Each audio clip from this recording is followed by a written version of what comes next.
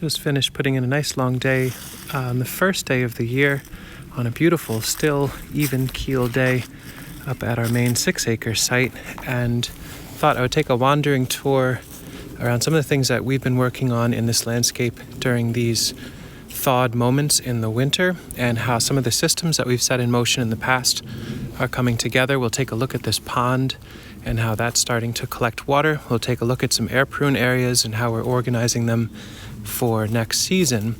And we can take a quick look at the barn infrastructure space and how the north wall of that is evolving. Maybe we'll start with that. The last we looked at this barn structure, we were just finishing getting the roof down. That is still done, which is nice. And now what we worked on today was getting the north wall more or less framed in with some roofing metal and some polycarbonate paneling. Don't mind the dogs. Our neighbor's dogs are barking in the background. Hopefully it's not too loud. Let's take a look at the back wall. This will give us a really nice, straightforward rear wall to frame off of and work with. The polycarbonate panels we got for really low price used. They were laying in a pile in the woods at a 91-year-old man's place, and we've been putting them to use over time. I bought a truckload for a few $100, and we use them for all sorts of structures. And since the roof metal we got for free, it made sense to have the bottom section be roof metal, be completely capable of handling wind-blown rain and snow. And on the outside here, we came up with a fun color pattern, really simple and straightforward. And we ran some heavy-duty boards at the top of the roof metal and the bottom of the polycarbonate. And at the very bottom, you can see them on the inside, and that receives the metal and the plastic in a really straightforward way. We just use the same roofing screws that apply roof metal to the roof and send them into this good locust board this way. And what we did is actually leave this gap in the polycarbonate. Let's see if I can show you. You get the gist. There's a gap there. We're not trying to make this an airtight structure by any stretch, but the gap lets us frame out the rest of these side walls and this structure and hold the option of breeze being able to be slid in during the summer months. We can always pack that with wool or rubber or something else if we want to keep it a little bit less breezy in there. Likewise up here, we've got tons of good airflow during the summer months, good air exchange, moisture exchange, but then the ability we can pack that in with something insulative if we wanted to keep it warmer in the winter. And we'll wash this roof metal off at some point when we're done, but first we're going to bank soil up against the very bottom all across here, so that'll make it so that cold breezes can't sneak in very easily in the winter, and also give us another layer of buffer that if we ever get some ridiculous flood and water's running through this channel and overflows, it bumps up against that and comes back to the channel. And that'll just give us a simple way to finalize there, and we can always run some strings from the soil up to the roof line and grow some shade-loving vining crops like Kablitzia or something if we wanted that coverage. We use this really interesting character-rich board for this bay, and then really straightforward dimensional lumber for the top and bottom of those two bays. The reason being, this will be one that we frame out to be an 8x8 space for somebody to camp out in the summer or store nice things. It'd be like its own little room back in here, so it feels nice to have its own vibe wood-wise. And the rest of these is to be determined as far as the table layout, the structure. Be lots and lots of storage back in there. I just purchased a truckload of melamine sheets that I would plan to use for work surfaces as well as shelving. A really smooth, white, very reflective, decent quality used wood. So we'll see how that evolves. That's for another time. It's nice to have the space framed out enough that we can really safely store tools and resources in the middle there. And we'll share more notes when the next layers evolve. The next bits will be tables and shelves. Fun thing to share an update on. We've had snow, and then the snow thawed. We had some rains. It's been fluctuating between winter and fall sort of weather vibes for the last little bit. After a really intense cold snap around Christmas, we're getting a weird warm thaw around New Year's. So who figured?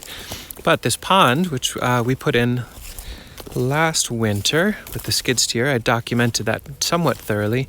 It's been taking on quite a bit of water. It's got a ways to go. You can see it can go up another 2.5, almost 3 feet before it gets to the overflow there, which wraps all the way around. We'll have to do some final measurements and adjustments when we get there. But every time it rains or snows and thaws, every single bit of precipitation this time of year seems to be contributing to the pond. And it's gone up a few inches in the last few days. And it's really nice and clear, so I'm so pleased. I'd love to see it full, but I'm excited to see it get full as slow and steadily as it possibly can, so there's not tons of sediment in here too.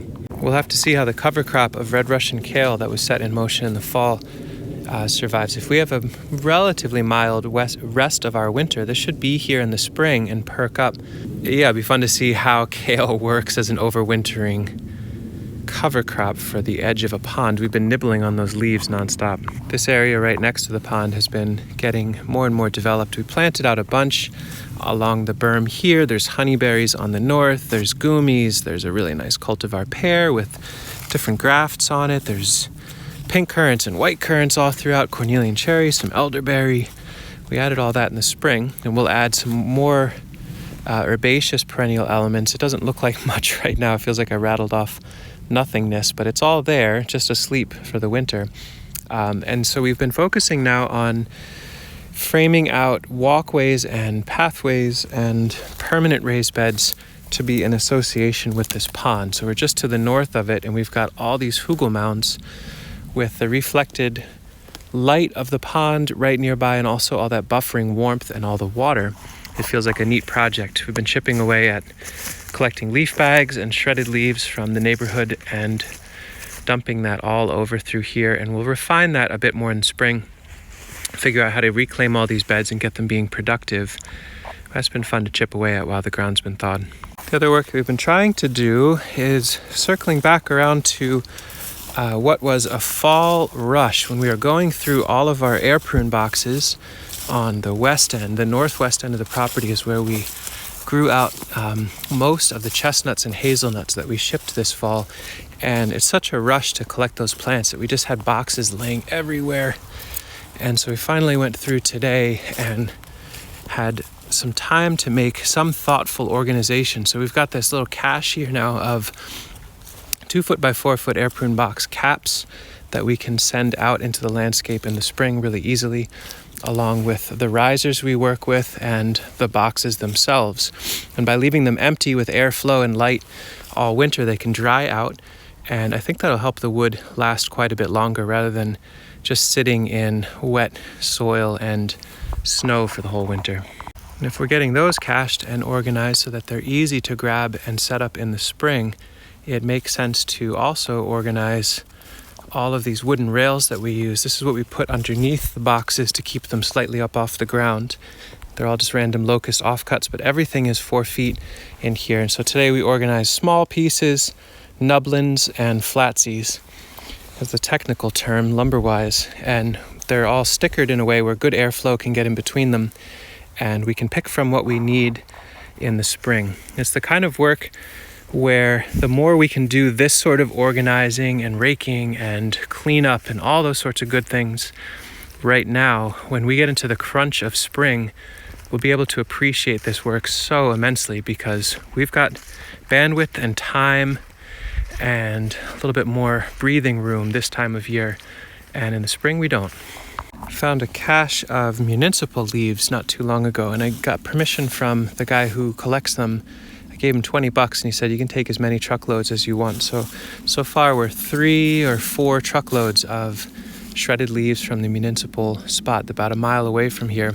And right now we're focusing on creating rough sketches of these like really, really deep windrows of soil and leaves and hay mixed together. You can see the sketch of bed, walkway, bed, walkway, bed. And in the spring, if we have the time, we can renovate these the rest of the way, get them fully weeded and seeded out, or we can fill them with a cover crop like potatoes or some other filler for the season. But every season we try to create some more permanent raised beds, ideally on contour or ideally in a thoughtful layout, so that we can have other beds that have been in production move up into succession. We've got apples and autumn olives and currants and sea berries planted in what was production beds a few years ago.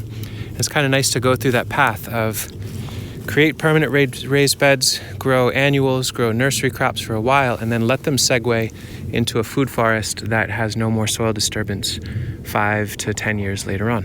Coming through and doing the same sort of treatment just next to this water tank. These I took a little bit further the other day and actually covered in hay really, really deeply. These should be pretty close to plug and play in the spring. If we have little starts or transplants, they should find homes in this sort of context super easily. And we have these tanks right nearby. So the easier it is for us to pull water out of the ground or collect it off of roof areas and send it into large tanks or cisterns, the more that is true, the more it makes sense to do high quality zone 1 and zone 2 production, because it's less difficult to bring water to these areas. Then there's areas further off where it's a hike to haul a hose over there or carry watering cans, and so we're erring on the side of more trees by default the further away we are from the ease of pulling water out of the landscape. And the design of these beds and kind of our zones of use are being defined quite a bit by how easy it is to have little bodies of water like this with shovel work. And we get these because these are minor bowls or lulls in the landscape where rain and thaw events tend to focus, and then we can pull that water up and into these beds and grow some really lovely crops. There's always so much more to think about and so many more nooks and crannies to share in videos like these. So I gotta choose a time to stop, and it's probably coming pretty soon. But yeah, more waterways. Probably dig these out a little bit further this winter and get them deeper and more resilient. And then you can see in here, these are more areas that we need to come back and revisit. We have random caps and air prune boxes. It looks like we came through and robbed trees from here and ran off with them and left everything behind. But that shows you what it feels like in the fall, the amount of rush that we have. So we'll revisit these, we'll get them dumped out. These will become beautiful permanent raised beds now that the air prune boxes have helped kill all the weeds that were growing there. And we can do that same pattern in another weedy spot somewhere over here or over there, and just cover 2 foot by 4 foot areas with air prune boxes for a season, and then have this sort of material left over to plant into after a year or two of that. Such a lovely, simple workflow, and we really appreciate what they offer. If time allows, we'll come back through for another pass of kind of collecting up random plastic bits that are going to be useful but aren't necessarily that lovely just to look at laying around. And we'll keep, I think once the ground freezes again, which will be inevitable next week or so, it should get cold again, and we'll come back through with truckloads of more leaves at that point. When the ground is crusty, it's easy to drive on these pathways without rutting them or hurting them. And so when the ground is thawed, we clean things up, we organize, we move mulch, and when it's frozen, we accumulate it from external sources as fast as we can. Rinse and repeat. That's just a little glimpse of our 6-acre landscape, 13 years into being a food forest as well as an active propagation nursery space using no grid connection and really minimal infrastructure to grow a pretty wide range of plants. Let us know what sort of questions you have or comments or concerns. What else would you like to see in detail? Maybe feel free in the comments to make a comment with a timestamp of an area that you'd like to see more detail on and what sort of questions you have about what you're looking at that moment, if that makes sense. If it doesn't, somebody else got what I'm saying and you can look for a reference in the comments. Feel free to fill them out and I'll answer whatever I can. Thank you so much for watching. And Happy New Year to all of you out there. Thank you for being part of the wonderful growing community that we appreciate so immensely. Hope you're all healthy and happy and feeling excited about the year ahead. Take care.